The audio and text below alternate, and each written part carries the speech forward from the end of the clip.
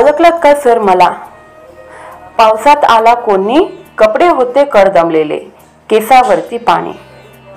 ओळखलत का सर मला? पावसात आला कोणी, कपडे होते कडदमलेले, केसावरती पाणी.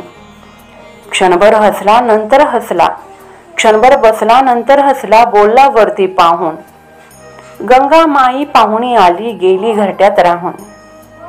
माहेर वाशिन पोरीसारखी चार भिंतीत नाचती, माहेर वाशिन पोरीसारखी चार भिंतीत नाचती, मोकळ्या हाती जाईल कशी, बायको मात्र वाचली. या शेतकऱ्याच्या घरात पुराचं पाणी शिरलं, पण त्याने पाण्याला दोष दिला नाही.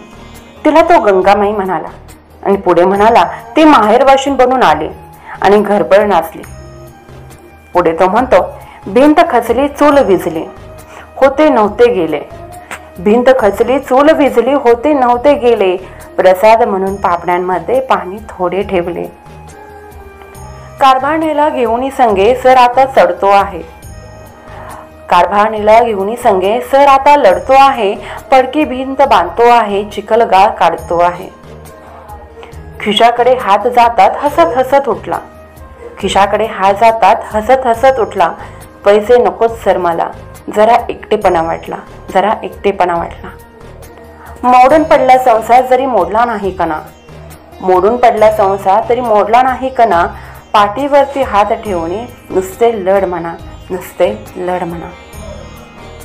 पुराच्या पाण्याने त्याचा संसार मोडून पडला. सरांनी पैशाची मदत देऊ केली तर ती नाकारली.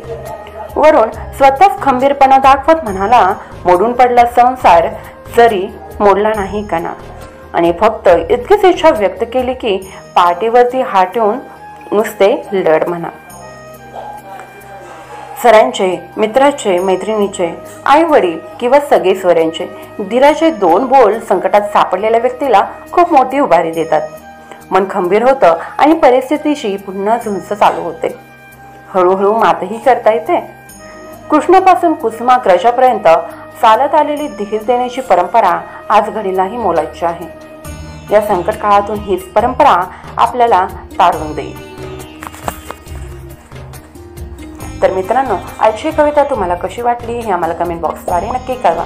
आणि तुम्ही जर आपली संस्कृती या मराठी यूट्यूब चॅनलवरती नवीन असाल तर या चॅनलला लाईक करा, शेअर करा आणि सबस्क्राईब करा, जेणेकरून अशाच नवीन नवीन व्हिडिओचे नोटिफिकेशन तुम्हाला वेळोवेळी भेटत राहील. धन्यवाद.